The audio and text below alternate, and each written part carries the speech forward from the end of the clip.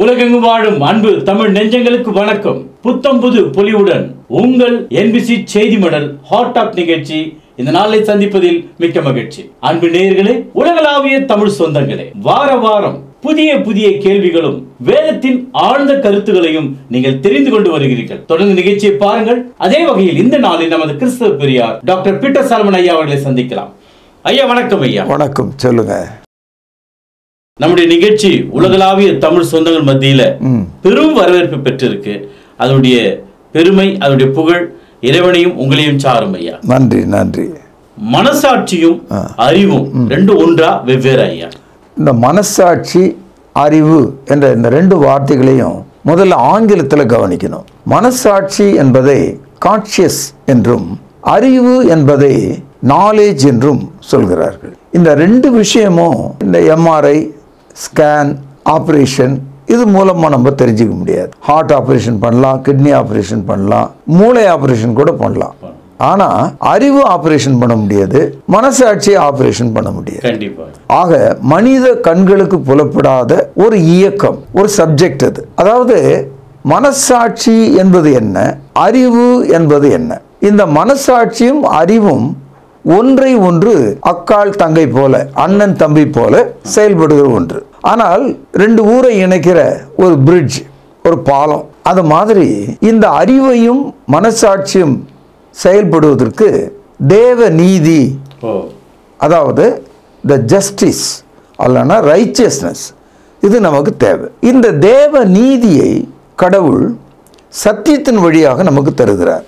அப்போ to connect conscious and knowledge, there is a bridge called truth.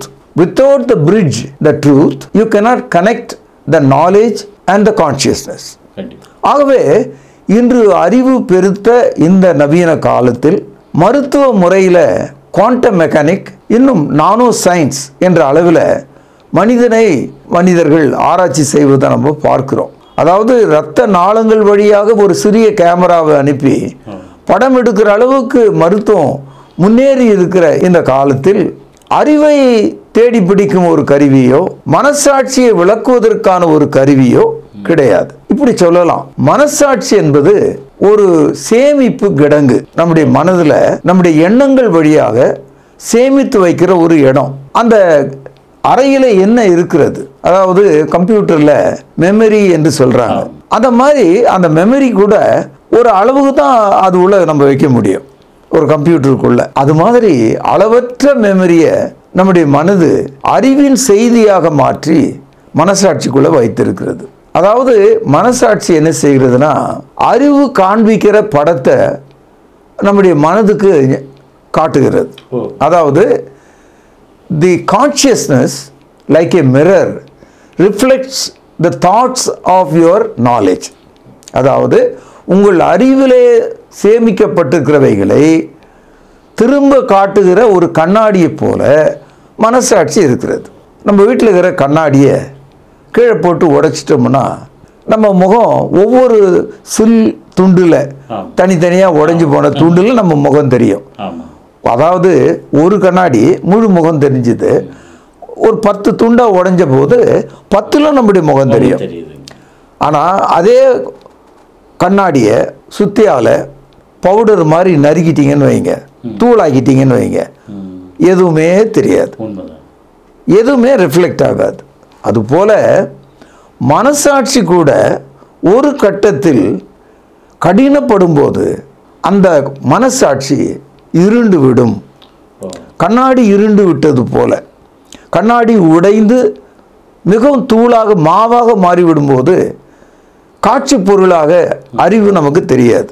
அப்படிப்பட்ட ஒரு நிலையில தான் சொந்த தகப்பனை மகன் கொள்றான், சொந்த அண்ணன் தம்பியை கொள்றான், உலகத்தினுடைய சொத்தையெல்லாம் ஒருவன் எடுத்துக்கொள்கிறான். இன்னைக்கு மனைவி புருஷனை பார்த்து மனசாட்சி இல்லாத ஆளு, மனசாட்சி இல்லாத பெண், மனசாட்சி இல்லாத அரசியல்வாதி, மனசாட்சி இல்லாத அரசாங்கம், மனசாட்சி இல்லாத மதம். இன்னைக்கு இந்த மனசாட்சியை பத்தி ஏராளமா எல்லாரும் பேசுறோம். எல்லா மதங்களிலும் மனசாட்சியை பத்தி பேசுறோம். ஆனா மனசாட்சினா என்னன்னு கேட்டா அதற்கான பதில் மட்டும் அங்க இல்லை. அப்போ பதில் இல்லாம மனசாட்சியை பத்தி குழந்தைத்தனமா நம்ம பேசுறோம். We talk like a child about consciousness. Without the knowledge what it is. இன்னைக்கு எல்லா மதங்களிலும் மனிதர்கள் மனசாட்சி பற்றி பேசுகிறாங்க. கடவுள் இருக்கிறார் என்கிற ஆளும் மனசாட்சி பற்றி பேசுகிறார், கடவுள் இல்லை என்று சொல்கிறவரும் மனசாட்சி பற்றி பேசுகிறார். இந்த ரெண்டு விஷயத்தில் எனக்கு எந்த அக்கறையும் இல்லை என்று சொல்கிற ஆளும் மனசாட்சி பற்றி பேசுகிறார். இது ஒரு கேலி சிரிப்பான ஒரு விஷயம். யார் எதை பற்றி பேசுறது, யார் எதை பற்றி பதில் சொல்கிறாங்க அது நமக்கு ரொம்ப ஆச்சரியமாக இருக்குது. காரணம், மூளையை ஆப்ரேஷன் செய்கிறத இன்றைக்கி நீங்கள் கேள்விப்பட்டிருப்பீங்க. ஆனால் மனசாட்சியை ஆப்ரேஷன் செய்ய முடியாது, அறிவை ஆப்ரேஷன் செய்ய முடியாது. அப்படி இருக்கும்போது இந்த இரண்டையும் அழுத்தம் திருத்தமாக ஒவ்வொரு நாளும் அறிவை பற்றி பேசுகிறோம், மனசாட்சியை பற்றி பேசுகிறோம். இந்த மனசாட்சி எப்பொழுது நமக்கு உருவானது அப்படின்னு ஒரு கேள்வி நீங்கள் கேட்டீங்கன்னா, ஆதியாகமம் 2வது அதிகாரம் 17வது வசனத்தில் நீங்கள் அதை புரிந்து கொள்ளலாம். ஆனாலும் நன்மை தீமை அறியத்தக்க விருட்சத்தின் கனியை புசிக்க வேண்டாம், அதை நீ புசிக்கும் நாளிலே சாகவே சாவாய் என்று கட்டளையிட்டார். அதாவது the first knowledge and the consciousness என்னைக்கு மனிதனுக்கு வருதுன்னு சொன்னால், ஆதாம் ஏவாளை தேவன் படைத்து விட்ட பிறகு அவர்களுக்கு தமது நீதியின் சட்டம் அந்த அறிவை அவர்களுக்கு கொடுக்கிறார், அந்த நீதி சட்டத்தை வழங்குகிறார். கிறிஸ்தவத்தில் இந்த பகுதி எல்லாரும் படிக்கிறாங்க. ஆனால் இந்த பகுதி எதை காட்டுதுன்னா, ஆதாம் ஏவாள் அவர்கள் மனிதர்களாக இருக்கிறாங்க, மகிழ்ச்சியாக இருக்கிறாங்க, ஆனால் அவர்களுக்கு அறிவு அந்த மனசாட்சி என்ற அந்த ஒரு விஷயம் செயல்படலை. எப்போ செயல்படுதுன்னா, நீங்கள் அதை உடைக்கும் போது அல்லது தேவனுடைய சட்டத்தை மீறும்போது. நன்மை தீமை என்பது அந்த அறிவுக்கும் மனசாட்சிக்கு இடையில் இருக்கிற ஒரு தடை சட்டம் போல இருக்கு. அப்போ when you break the law of right and wrong, immediately the knowledge and the consciousness functions together. அது முதற்கொண்டு தான் செயல்படுது. அது முதற்கொண்டு செயல்பட்டதனால்தான் தாங்கள் பாவிகள் என்று உணர்ந்த உடனேயே ஆதாம் ஏவாள் தாங்கள் நிர்வாணிகள் என்று தெரிந்து கொண்டாங்க. அது அறிவு. அந்த நிர்வாணத்தை மறைப்பதற்காக அவர்கள் பெரும் இலைகளை அறுத்து தங்கள் அறைகளில் உடலை மறைத்து கொள்ள அவர்கள் கட்டினார்கள், பிறகு ஒளிந்து கொண்டார்கள் என்ற தகவல்லாம் நாம் படிக்கிறோம். இதெல்லாம் அறிவை சார்ந்த விஷயம். ஆனால் இவைகளெல்லாம் செய்ய தூண்டுவதாக அவருடைய மனசாட்சி இருக்கு. தேவன் அவர்களை, ஆதாமே நீ எங்கே இருக்கிறாய் என்று கேட்கும்போது ஆதாம் அதை எப்படி புரிந்து கொண்டான்னா, அவனுடைய மனசாட்சியின் வழியா, அவனுடைய அறிவின் வழியாக புரிஞ்சுக்கிட்டான். இன்றைக்கும் மனிதர்கள் மத்தியில் ஒருத்தர் பார்த்து நல்லா இருக்கியா, எப்படிப்பா இருக்க அப்படின் போது நாம் அவர்களுக்கு எதிராக ஒரு குற்றம் இழைத்திருந்தால், பாவம் செய்திருந்தால் அது நமக்கு உள்ளே வலிக்கும். அந்த வலி நம்மால் தாழ முடியாமல் போயிடும்.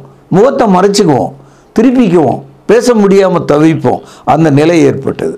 அதனால் மனசாட்சி என்பது நம்முடைய மனதுக்குள் அறிவை வெளிப்படுத்தக்கூடிய, பிரதிபலிக்கக்கூடிய ஒரு கண்ணாடியை போல இருக்கு. ஆனால் அது ஒரு சேமிப்பு கிடங்கு, ஏராளமான தகவல்களை அங்கே வச்சிருக்கு. இந்த மனசாட்சி சரியா இருந்தால் தான் துல்லியமாக அறிவோடு நாம் நடக்க முடியும். இந்த இடத்துல மனசாட்சிக்கும் அறிவுக்கும் இடையில நான் முன்ன சொன்ன மாதிரி ஒரு பாலம் போல சத்தியம் இருக்கிறது. சத்தியம் என்பது தேவனுடைய வார்த்தை. தேவனுடைய வார்த்தை என்ன சொல்கிறது? நீ இதை செய்தால் செத்து போவாய் என்று கடவுள் சொல்றார். அப்போ அது தேவனுடைய வார்த்தை. அப்போ தேவனுடைய வார்த்தை என்பது தான் தேவனுடைய நீதி அல்லது சத்தியம் என்று அழைக்கப்படுகிறது. அப்போ இந்த சத்தியத்தை நீ மீறும் போது, when you break the bridge, அந்த இரண்டு ஊருக்கு இடையில் இருக்கிற பாலத்தை பாம்பு வைத்து தகர்த்து விட்டால் ரெண்டு ஊரும் சேர முடியாது. அதுபோல நம்முடைய மனதில் பாவம் என்ற ஒன்று வைத்து வெடிக்கும் போது நமக்கு நம்முடைய மனசாட்சியும் அடிபடுது, நம்முடைய அறிவும் அடிபடுது. இறைவனும் மனிதனும் பிரிந்து விடுகிறார்கள். அப்போ இறைவனும் மனிதனும் பிரிந்து விட்ட நிலையில பிரிந்து போன மனிதன் அவன் மனசாட்சியை பற்றி பேசுறான், அறிவை பற்றி பேசுறான். அது தேவன் அவனுக்கு கொடுத்த வரங்களில் ஒன்று. It is God given gifts. ஆனால் அந்த மனசாட்சியினால அவனை ஒழுங்குபடுத்திக்கொள்ள முடியல, அவனுடைய அறிவால் அவனால் திருத்தி கொள்ளவும் முடியல. இப்படிப்பட்ட ஒரு நிலையில் மனிதர்கள் தள்ளப்பட்டிருக்காங்க. அதனால்தான் பைபிள் என்ன சொல்லுது, ரோமர் 3ஆம் அதிகாரம் 23வது வசனத்தில் எல்லாரும் பாவம் செய்து தேவ மகிமையற்றவர்களானார்கள். இது ஒரு பாப்புலர் வேர்டு, எல்லாரும் தெரிஞ்சது. இந்த இடத்துல எல்லாரும் என்ற சொல்லுக்குள்ள ஆதாம் இருக்கிறார், நீங்களும் நானும் இருக்கிறோம். எல்லாரும் பாவம் செய்து, அதாவது அந்த பிரிட்ஜ் உடைஞ்சு போச்சு, தேவனுக்கும் மனுஷனுக்கு இடையில் இருந்த அந்த பாலம் உடைஞ்சிடுச்சு. பாவம் செய்து தேவ மகிமை இழந்து விட்டார்கள். இந்த இடத்துல மனசாட்சியும் அறிவையும் சிறப்பு சொல்லாக மகிமை என்ற ஒரு சொல் தாங்கி இருக்கிறத நீங்க பார்க்கலாம். they lost the glory of God. ஆக நல் மனசாட்சியும் நல்ல அறிவும் தேவனுடைய மகிமையாக இருக்கிறது. நல் மனசாட்சியாகிய இந்த விசுவாசத்தை, இந்த மகிமையை மக்கள் புறக்கணிக்கும் போது அவர்கள் உடைந்த கப்பலை போல கடலிலே கொஞ்சம் கொஞ்சமாக மூழ்கி அடையாளம் தெரியாமல் கடலின் ஆழத்தில் நித்திய அழிவிலே அவர்கள் சிக்கிக்கொள்வதை நீங்கள் பார்க்கலாம். இதுல ஒரு கொடுமை என்னன்னா, எல்லா மதங்களிலும் மனசாட்சியை பத்தி ஏராளமா பேசுறாங்க, அறிவை பற்றி ஏராளமா பேசுறாங்க, கடவுளை தோள் மீது வைத்து உயரமாய் காண்பிக்கிறாங்க, கடவுள் வசிக்கிற இடமாக மலைகளை தேர்ந்தெடுக்கிறாங்க. நல்லது, அப்படி என்ன வேணா நீங்க செய்யுங்க. ஆனால் உங்கள் மனசாட்சியை, உங்கள் மெய்யான அறிவை தேடாத வரையில நீங்கள் ஒரு கடவுளற்ற மக்களாக தான் இருக்கிறீங்க. நீங்க எத்தனை கடவுளை வேணா உற்பத்தி பண்ணீங்க, நீங்க எவ்வளவு இறை வணக்கம் உடையவர்களாக கூட இருங்க, ஆனால் உங்களுக்கு உங்கள் மனசாட்சியையும் உங்கள் அறிவையும் தூய்மைப்படுத்தக்கூடிய சத்தியத்தண்டை வராத வரைக்கும் உங்களுடைய மனசாட்சியை சீர்படுத்த முடியாது. மனசாட்சி கடவுள்னு சொல்லலாம் ஐயா. மகா பயங்கரமான பாவமான ஒரு சொல்லது. காரணம், தேவன் மனிதனுக்கு மனசாட்சியையும் அறிவையும் தந்திருக்கிறார். கடவுள் இல்லாம மனசாட்சியும் அறிவும் இல்லை. It was God created conscious and knowledge. It's God given. அப்போ தேவன் அதை கொடுத்திருக்கிறார் என்று சொன்னால், கொடுத்த ஒரு பொருளை, அதாவது creature, creator, God is the creator, consciousness and knowledge are the creatures உங்களுக்குள்ள இருக்குது. அப்போ சிருஷ்டிகரை கடவுள் என்று பார்க்காமல் சிருஷ்டியை, கிரீச்சரை நீங்க தேவன் கடவுள் அப்படின்னு சொல்லிட்டீங்கன்னா அது எவ்வளவு பெரிய ஃபால்ட்னு நீங்க பாருங்க. ஆகவே நிச்சயமாக மனசாட்சி கடவுள் இல்லை. ஆனா இன்னைக்கு சமுதாயத்தில் பார்த்தீங்கன்னா ஒவ்வொரு மனிதனும் சாப்பிட்டு கை கழுவி வாயை கழுவுவது போல எல்லா குற்றங்களையும் எல்லா பாவங்களையும் மலை போல செய்துவிட்டு சமுத்திரம் போல நிறைந்திருக்கிற அவங்களுடைய உள்ளத்துல ஏதாவது ஒரு விவாதம்னு ஒன்று வந்தா ஒரே அடியா ஒரே போடுவாங்க. நான் என் மனசாட்சியின்படி சுத்தமா இருக்கேன், என் மனசாட்சி கடவுள், நான் என் மனசாட்சியை நம்புறேன். உங்க மனசாட்சி கண்ணாடியா இருந்தா தான் உங்க உருவம் தெரியும். கண்ணாடியை உடைச்சு மாவாகிட்டீங்கன்னா ஒண்ணுமே தெரியும், செத்த மனசாட்சி அங்க இருக்காது. ஆகவே கடவுளை மனசாட்சியோடு ஒப்பிடக்கூடாது. எந்த ஒரு சூழலிலும் மனசாட்சி கடவுளாக பைபிளில் போதிக்கப்படவில்லை. There is nowhere in the entire Bible your conscience is called as God. God is greater than your consciousness. நான் ஒரு வசனம் எடுத்து உங்களுக்கு காண்பிக்கிறேன். 1 யோவான் 3வது அதிகாரம் 20வது வசனம். நம்முடைய இருதயமே நம்மை குற்றவாளிகளாக தீர்க்குமானால் தேவன் நம்முடைய இருதயத்திலும் பெரியவராயிருந்து சகலத்தையும் அறிந்திருக்கிறார். பிரியமானவர்களே, நம்முடைய இருதயம் நம்மை குற்றவாளிகள் என்று தீர்க்காதிருந்தால் நாம் தேவனிடத்திலே தைரியம் கொள்ளலாம். அதாவது என்ன சொல்றாரு, God is greater than your conscience. அப்படி இருக்கும்போது உங்களுடைய கான்சியஸ் சரியா இருந்தா, தேவ நீதியின்படி சத்தியத்தின்படி நடக்கிறதா இருந்தா நீங்கள் தேவனிடத்தில் அன்பு கொள்ளலாம். அப்போ ஜீவனுள்ள ஒரு தேவனை தெரிந்து அவருடைய சட்டமாகிய நீதியையும் சத்தியத்தையும் நீங்கள் விளங்கி கொண்டு வாழ்ந்தால் உங்கள் மனசாட்சி சீராக இருக்கும், இல்லைன்னா இல்லை. ஆகவே எந்த ஒரு சூழ்நிலையிலும் இந்த உலகத்தில் பிறந்த எந்த ஒரு தலைவனும் எந்த ஒரு மதிப்புக்குரிய மனிதனும் நோபல் பரிசு வென்ற மனிதனும் இந்த உலகத்தையே தன்னுடைய வாயின் வார்த்தைகளால் கவிதைகளால் எழுத்துக்களால் புத்தகமாக எழுதி போட்ட மனிதர்களோ யாராக இருந்தாலும் சரி, no one can escape without God's truth. தேவனை பற்றிய சத்தியத்தை அறியாத மனிதன் சுக்கு நூறாக மாவாக போன மனசாட்சியையும் இருள், அங்கே வெளிச்சமே இல்லை. ஆக அறிவில்லாத ஒரு நிலையும் உடையவர்களாக இருப்பாங்க. இன்றைக்கும் வருஷந்தோறும் ஒரு 10 பேருக்கு நோபல் பரிசு கொடுக்குறாங்க.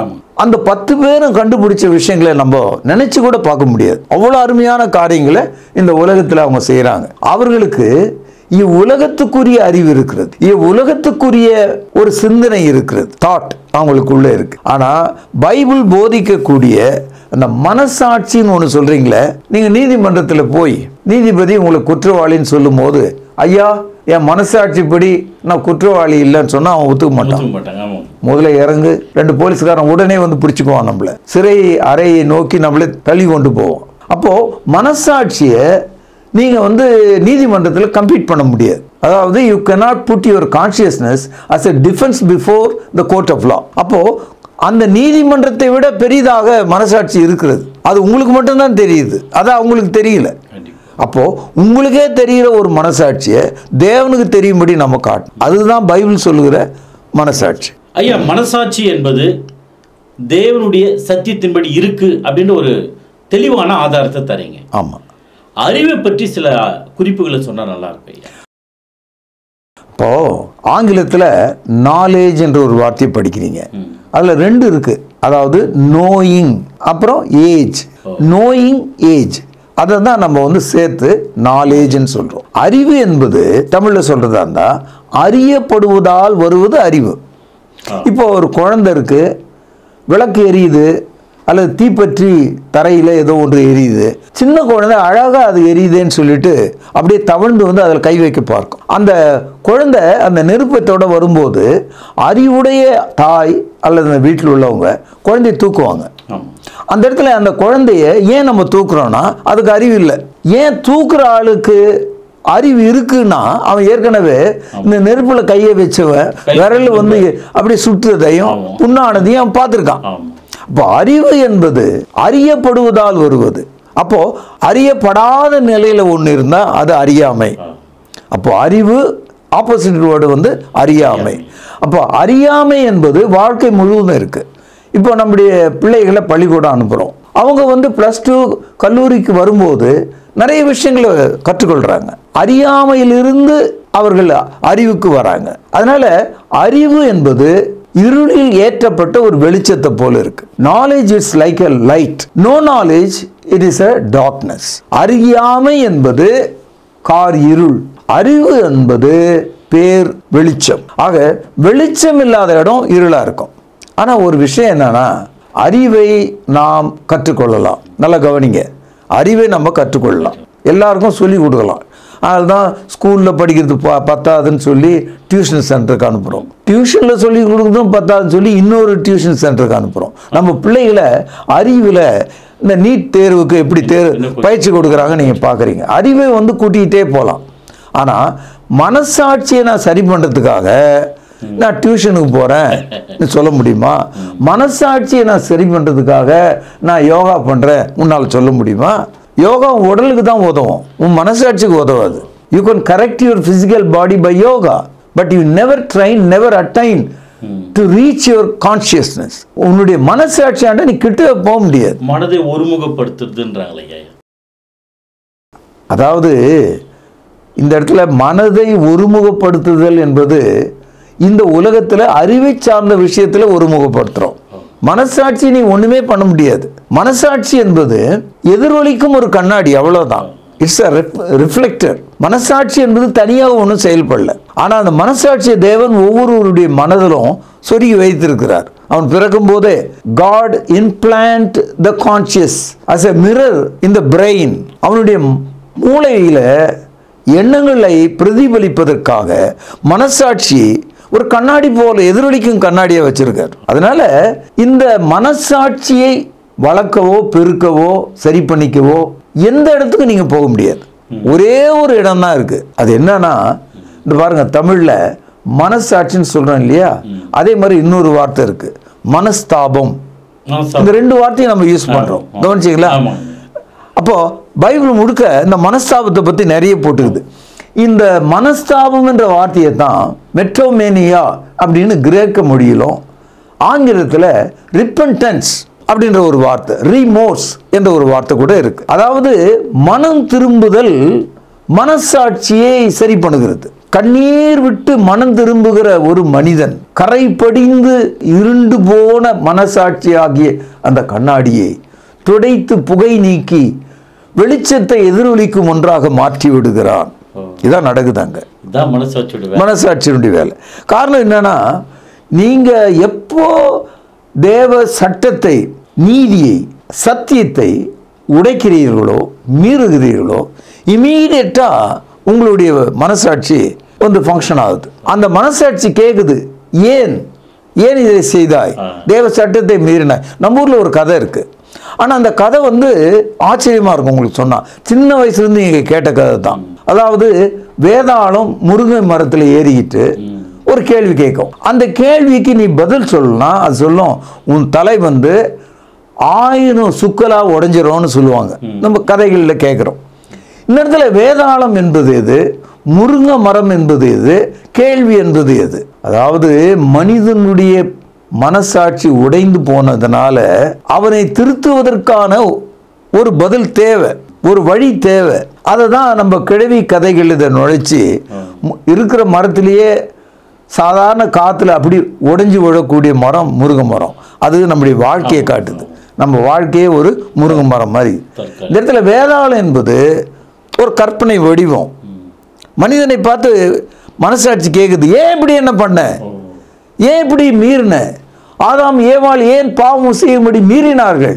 இந்த கேள்வி அவங்க காதுல அவன் வாழ்நாள் முழுவதும் கேட்டுக்கிட்டே இருந்திருக்கும் இல்லையா? இன்னைக்கு நாம வந்து நம்முடைய மனைவிக்கு விரோதமா, நம்முடைய புருஷனுக்கு விரோதமா நம்முடைய சமுதாயத்துல குற்றவாளிகளா இருக்கும்போது அவன் மனசாட்சி அவனை வாதிக்குதுன்னு சொல்றாங்களே, அதுதான் இந்த கதை. குத்துதுன்னு சொல்றாங்களே, பிரிக்ட் இன் தர் ஹார்ட்ன்றான். அதுதான் இதை ரோமருக்கு எழுதிய நிருபத்தில் ரொம்ப சிறப்பாக ஆவியானவர் நமக்கு சொல்றாரு. நான் வாசிக்கிறேன் பாருங்க. இதை நீங்கள் பைபிளில் மார்க் பண்ணி படிக்கணும். ரோமருக்கு எழுதிய நிருபம் 2வது அதிகாரம் 15வது வசனம். இது ரொம்ப முக்கியமான ஒரு வசனம். அவர்களுடைய மனசாட்சியும் கூட சாட்சியிடுகிறதுனாலும் குற்றம் உண்டு குற்றம் இல்லை என்று அவருடைய சிந்தனைகள் ஒன்றை ஒன்று தீர்க்கிறதுனாலும் நியாய பிரமாணத்திற்கு ஏற்ற கிரியை தங்கள் இருதயங்களில் எழுதியிருக்கிறது என்று காண்பிக்கிறார்கள். இது ரொம்ப முக்கியமான வலுவான ஏராளமான இறை கொள்கை, தியாலஜி இதுக்குள்ளே இருக்கிறது நீங்கள் பார்க்கலாம். அதாவது ஒவ்வொரு மனிதனுடைய இருதயத்திலும் தேவன் மனசாட்சி குறித்தும் சத்தியத்தை குறித்தும் அறிவை குறித்தும் வாழ்வை குறித்தும் விளங்கி கொள்ளக்கூடிய ஆற்றலை பதித்து வைத்திருக்கிறாராம். It has been planted. உனக்குள்ளே அது பதிக்கப்பட்டு இருக்கிறது. அந்த தவறு நிகழ்ந்தால் அந்த பாலத்தை நீங்கள் உடைச்சிங்கன்னா, தேவ சட்டத்தை மீறினீங்கன்னா, தேவ நீதியை மீறினீங்கன்னா, உங்கள் இறுதி என்ன செய்தான், குற்றம் உண்டு குற்றம் இல்லை, கில்ட் ஆர் நாட் கில்ட் என்று நம்முடைய இருதயம் ஒன்றுக்கு ஒன்று எதிராக பேசுகிறதாம். நமக்கே தெரியுன்றார். அப்போ மனசாட்சியை பற்றி பேசுகிற ஆளு எனக்கு கடவுள் இல்லைன்னு சொல்லி தப்பிச்சுக்க முடியாது. மனசாட்சியை பற்றி பேசுகிற ஆளு கைகளால் உருவாக்கப்பட்ட விக்கிரகங்களை கடவுள் என்று சொல்ல முடியாது. ஏன்னா உன் மனசாட்சி ஒரு சிலை கிடையாது, உன் மனசாட்சி ஒரு கோவில் கிடையாது. அப்போ மனிதர்கள் வணங்குகிற இந்த முறையிலேயே அவங்க மனசாட்சியில் எவ்வளோ கோணலாக இருக்காங்கன்றது நமக்கு தெரியுது. என்ன சொல்றாரு, சுவாபமாய் ஒரு வார்த்தைங்க இருக்கு, by nature. So everyone who are born on this earth, இந்த உலகத்தில் பிறந்த ஒவ்வொருவனுக்கும் சுவாபமாய் அப்படின்னா பை நேச்சர் கடவுள் நமக்கு இயல்பாக நம்முடைய உடலோடு இந்த சக்தியை பிணைத்திருக்கிறார். அதனால தான் ஒவ்வொருவரும் குற்றம் உண்டு எது குற்றம் இல்லை எது என்பதை நம்மளால் தெரிஞ்சு கொள்ள முடியும். இதுக்காக நம்ம ஸ்கூல் போகணும், கல்லூரிக்கு போகணும், 10 பேர்கிட்ட கேட்கணும், 100 புத்தகங்களை படிக்கணும், கதை கேட்கணும் அப்படின்லாம் ஒன்றும் அவசியமே இல்லை.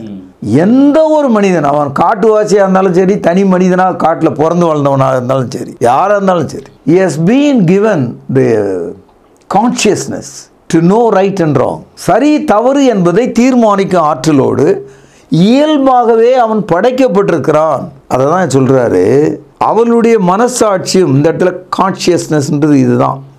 அவருடைய மனசாட்சியும் கூட சாட்சியிடுகிறதுனாலும் குற்றமுண்டு குற்றமில்லை என்று அவர்களுடைய சிந்தனைகள் ஒன்றை ஒன்று தீர்க்கிறதுனாலும் நியாயப்பிரமாணத்துக்கேற்ற கிரியை தங்கள் இருதயத்தில் எழுதியிருக்கிறது என்று காண்பிக்கிறார்கள்.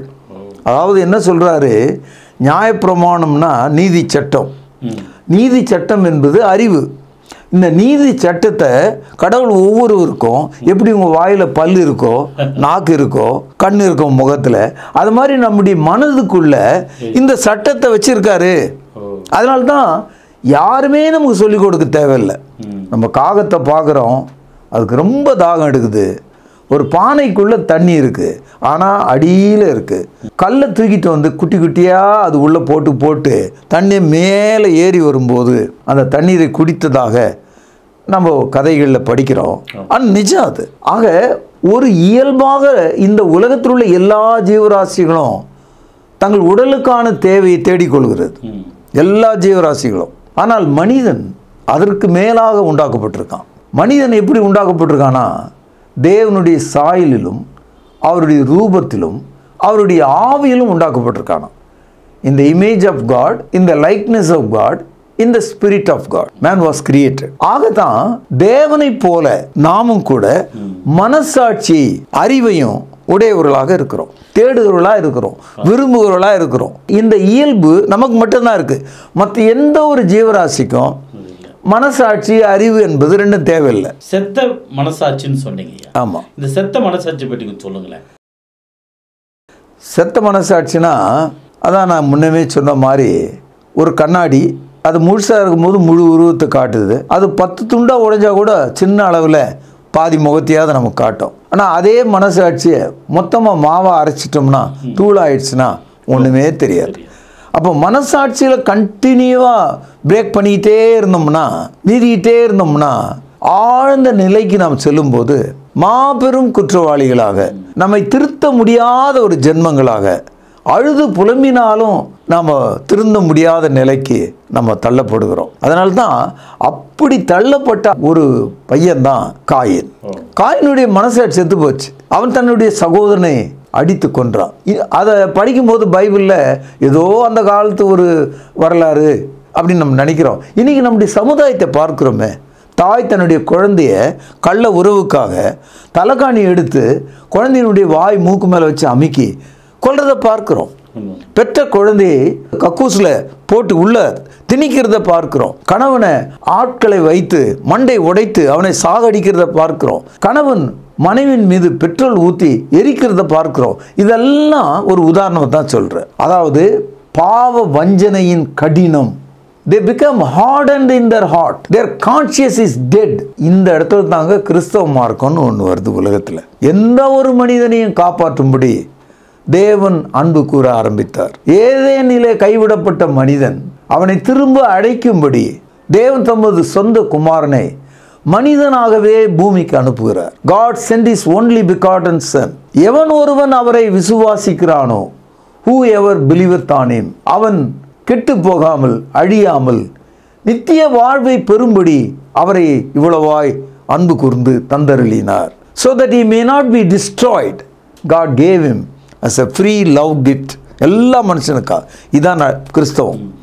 கிறிஸ்தவம் என்பது பாவ வஞ்சனையில் மனசாட்சியும் அறிவும் இழந்த மனிதனை மீண்டும் அந்த பாலத்தின் மீது ஏறி வர, அவன் தேவனிடத்தில் திரும்பி வர தமது சொந்த குமாரனை உங்கள் வடிவில என் வடிவில சாயலில் அவரை அனுப்பினார். இரத்தமும் தண்ணீரும் உள்ள அவருடைய உடல் வழியாக அவர் சிந்திய இரத்தத்தினாலே நம்முடைய பாவங்களை மன்னிக்கும் பிராய சித்தமாக அவரை தந்தருளினார். அதனால்தான் செத்த மனசாட்சியின் மீது தெளிக்கப்படும் இரத்தமாக இயேசு இருக்கிறார். எபிரேயர் 10வது அதிகாரம் 22வது வசனம். துர்மனசாட்சி நீங்க தெளிக்கப்பட்ட இருதயம் உள்ளவர்களாயும் சுத்த ஜலத்தால் கழுவப்பட்ட சரீரம் உள்ளவர்களாயும் உணர்வுள்ள இருதயத்தோடும் விசுவாசத்தின் பூரண நிச்சயத்தோடும் சேரக்கடவும். இந்த இடத்துல மனசாட்சி செத்து போச்சு. இயேசு கிறிஸ்து லாசருவை எப்படி செத்து அடக்கம் பண்ணப்பட்ட ஆளை வெளியே கூப்பிட்டாரோ அது மாதிரி இயேசு கிறிஸ்துனுடைய ரத்தம் உங்கள் இருதயத்தில் விழும்போது நீங்கள் அதை மனப்பூர்வமாய் விசுவாசித்து ஏற்றுக்கொள்ளும் போது உங்கள் செத்த மனசாட்சியை அவர் உயிர்ப்பிக்கிறார். உங்கள் துர்மனசாட்சி சுத்தமாக்கப்பட்டு தேவனிடத்தில் சேரும் மனிதர்களாக நாம் மாறுகிறோம். ஏன்னா ஒரு சிங்கிள் கேள்வியில் வாட் இஸ் கிறிஸ்டியானிட்டினா, Christianity is a religion of reviving your lost consciousness and receiving the true knowledge about your life. கிறிஸ்தவம் என்பது நீங்கள் இழந்துவிட்ட அந்த நல் மனசாட்சியையும் நீங்கள் கைவிட்ட அந்த அறிவையும் திரும்ப பெரும்படியாக கொடுக்கப்பட்ட ஒரு மார்க்கம்தான் கிறிஸ்தவம். ஐயா, இன்றைய என்பிசி செய்தி மடல் ஹாட் டாக் நிகழ்ச்சியானது மனசாட்சிக்கும் அறிவுக்கும் உள்ள அருமையான ஒரு விளக்கத்தை வேத ஆதாரங்களோடு சொன்னீங்க. ரொம்ப நன்றிங்க ஐயா. வணக்கம். என்ன நேயர்களே, தொடர்ந்து என்பிசி செய்தி மடல் ஹாட் டாக் நிகழ்ச்சியை பாருங்கள். அநேகருக்கு இந்த நிகழ்ச்சியை அறிமுகம் செய்யுங்கள். தொலைக்காட்சி மற்றும் சமூக வலைதளங்களில் எங்கள் நிகழ்ச்சி உடனுக்கு உடனாக வருகிறது. அதையும் பார்த்து குறிப்பெடுத்து அநேகருக்கு இந்த சத்தியத்தை சொல்லுங்கள். உங்களுக்கு ஏதேனும் கேள்விகள் இருந்தால் எங்களோடு கூட தொடர்பு கொள்ளுங்கள். அதுவரை உங்களிடமிருந்து விடைபெறுவது உங்கள் அன்பு அறிவிப்பாளன் சார்லஸ் எஸ் குணசேகரன். நன்றி, வணக்கம். தொடர்பு கொள்ள வேண்டிய முகவரி: திருமறை நேரம், 58 சர்ச் தெரு, குமரன் நகர், சென்னை 6,82,000. செல்போன் 9385500882.